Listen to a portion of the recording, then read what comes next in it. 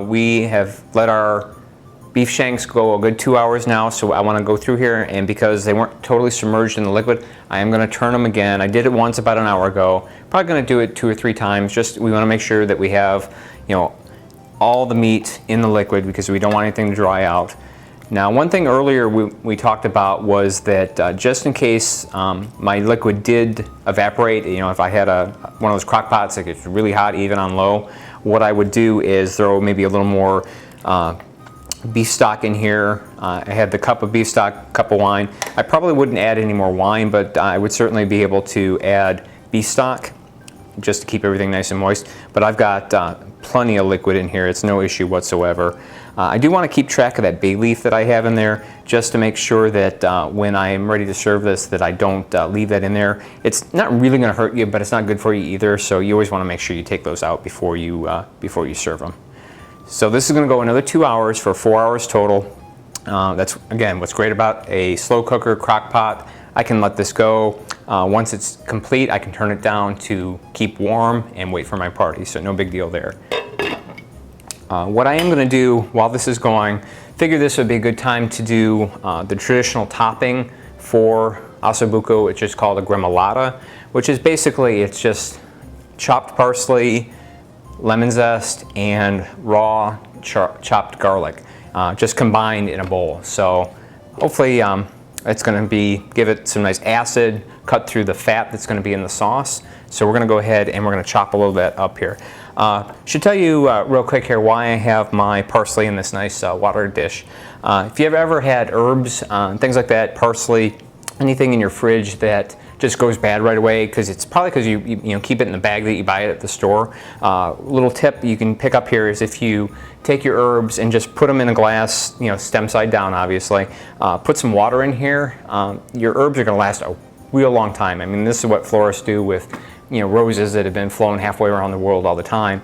And this parsley is actually a little bit older than I'd like to admit. It might start talking to me pretty quick here, but it did last a fair amount of time. It's not quite past its prime, but I probably wouldn't want to wait too much longer before using it. But I'm going to get a good handful here, probably get a second handful. Not going to get quite a handful, but about a little bit more here. Set that over here out of the way. Give this a good chop, because you don't want any of the stems getting caught in your teeth there. That's never real attractive. So we're just going to cut this. You notice here I'm going back and forth, turning it 90 degrees each time, just to try to get everything nice and chopped. I mean, you can get real fancy and kind of give it one of these. Chase it around the board.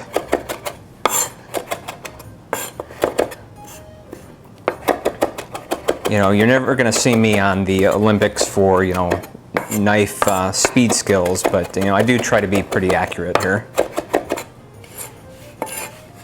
Still got a few big pieces in here.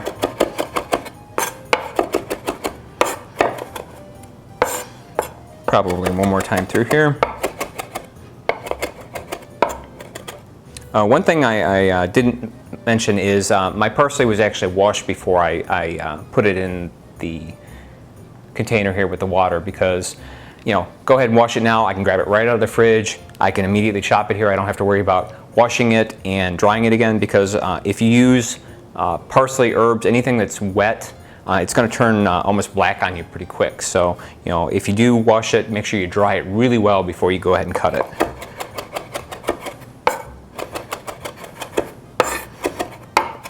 There we go. Get my lemon and garlic out of the way there.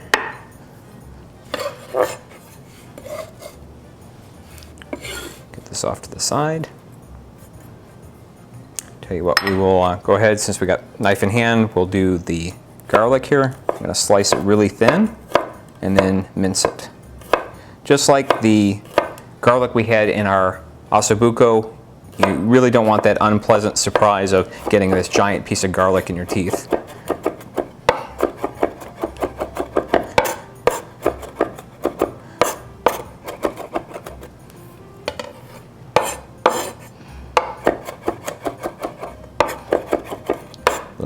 chop. Depending on the dish, if I wanted salt in this too, what I could do is put a little salt on here, and then I could actually take the side of my knife and actually mash it down here like this, and that will actually get your garlic a little bit smaller, but I don't want it to be too overpowering with salt. You know, we had salt on the veal, we had salt in the sauce. I want to make sure I don't put any extra salt in here.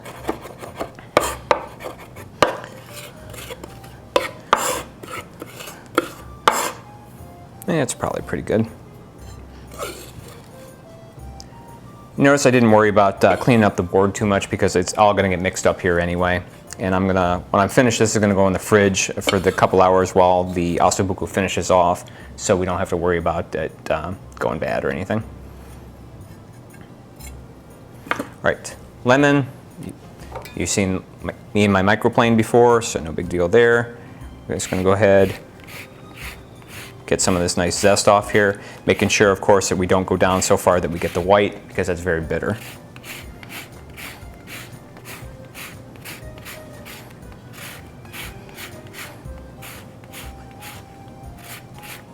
And as usual, I'm going to go ahead and I'm just going to pop this lemon back into a zip top bag and throw it back in the fridge, because that'll be good. I can use that with a cocktail or something, or if I got another sauce, something I might do tomorrow that needs lemon, there's no reason to throw this away. Do want to put it in a zip top bag or something sealed, because without the rind on it, they will tend to, they'll go moldy on you pretty fast otherwise.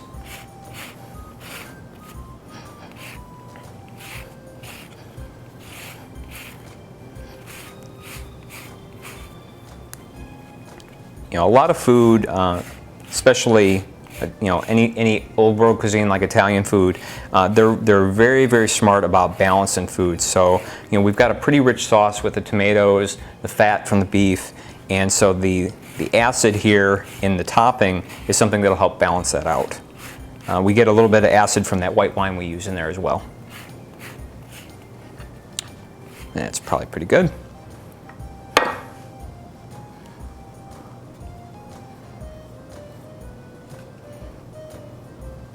Sure I don't get anything on lose the end of my fingers here or anything.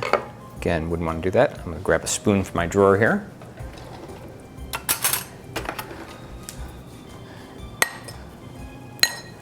And give this a quick stir. You could certainly put a little pepper in here as well, since I'm a pepper fiend. Got a very nice bright green here. When I pop this back in the fridge, I'm going to put some plastic wrap over the top just to make sure that it doesn't dry out too bad in the fridge. A couple hours, you're really not going to have to worry about it too much. All right, so that's good to go. We'll pop that in the fridge. We'll check on this in another hour and a half, probably flip it one more time, give it another two hours, so it's 4 hours total, and then we're going to plate up. See you in a few. All right, we are all set to go here. Our osso buco, our faux osso buco with our beef shanks has gone another 2 hours, about 4 hours total. Want to make sure it's nice and tender. What I've got here is I just cooked up a little linguine just for something to accompany here. Starchy sides are probably pretty good, something that can soak up and go with the juices we have here. So we're going to go ahead, we're going to grab one of our beef shanks. Got a nice looking one right here. Pull this guy out, trying not to make too much of a mess. We got one right there. Too many things in my hand. Got this great looking gravy in here. One thing, you're gonna have a lot of sauce left over here if it turns out like it did for us here. And you can freeze this, you can use this as a base for a soup. You can put this over pasta, do this with a pot roast, give it a little Italian flair. It's gonna be great. I mean, definitely do not throw this out. This is 4 hours plus a love here in your crock pot. You really wanna make sure you take advantage of this here. Got our nice vegetables, probably a little bit more. If you don't like how thick the sauce is, you could, as I said earlier, you could throw just a little bit of cornstarch in there to tighten it up, just so it clings to everything a little bit better. This is very rustic, very traditional. Got my gremolata that we had made earlier. Just gonna give a little sprinkle of this here on the top. Again, that lemon acid is gonna give it a nice contrast. So we are good to go here, good to eat. Hope you enjoyed our episode on osso buco, our faux osso buco. As they say in Italy, salute, buon appetito, mangia.